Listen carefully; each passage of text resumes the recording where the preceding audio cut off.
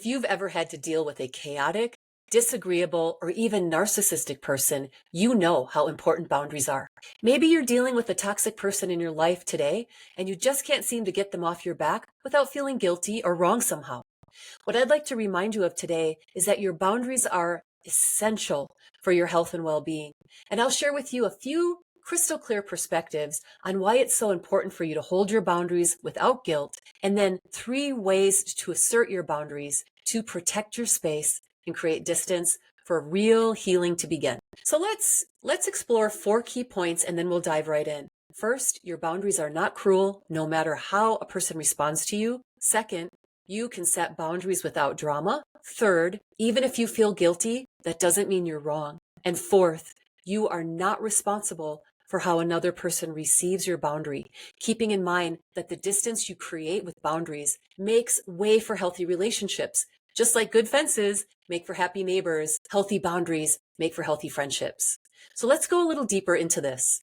First, your boundaries are not cruel, no matter how another person responds. In fact, when you set boundaries, if a person is not responding well to you or you're getting a lot of pushback, that's a pretty good sign and a pretty good indicator that you're not dealing with somebody who has a lot of empathy and compassion for you and might not have your best interest at heart.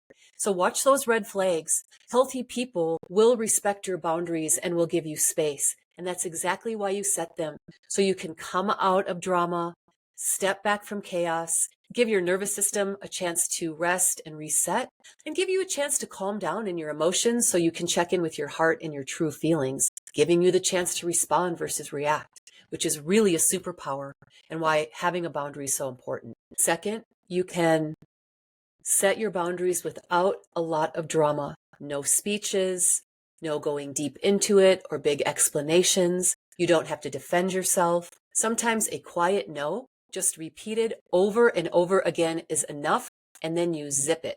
Or say something short and succinct like, no, that's not going to work for me. Or I understand that's important to you, but it's just not something I can put a lot of energy into right now.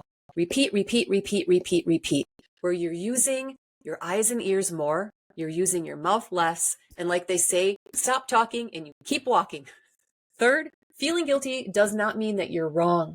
Although some people might want you to feel that way, you're just doing something new and different, and so it feels uncomfortable.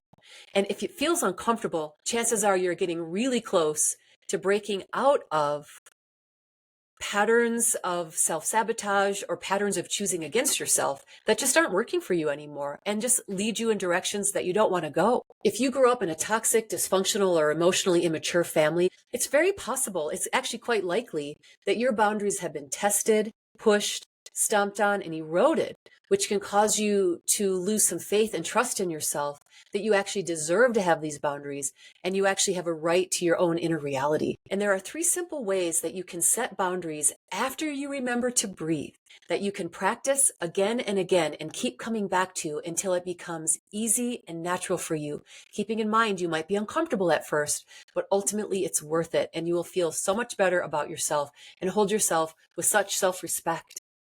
So first, be clear and kind, but unapologetic. Again, resist the urge to over-explain or over-function. Say simple things like, I'm not available for that right now. That won't work for me. I'm not comfortable with that. I don't want to engage in this conversation. In my own case, I've actually had to say that. I've had to be very specific and say, I will no longer gossip about people or talk about them without them being present.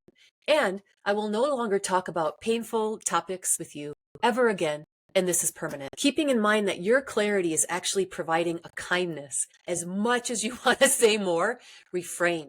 Because if you are with somebody who's highly disagreeable and you get emotional and you start getting back into it with them, that's when they've got you. That's where the conversation becomes a weapon. And that's when you can feel yourself getting wiggly in your boundaries again because you feel bad that you said something out of anger. The second is set consequences without threat. Boundaries are strongest when they're backed without fear, threat, or guilt. Simply put, if this continues, I'm going to stop talking.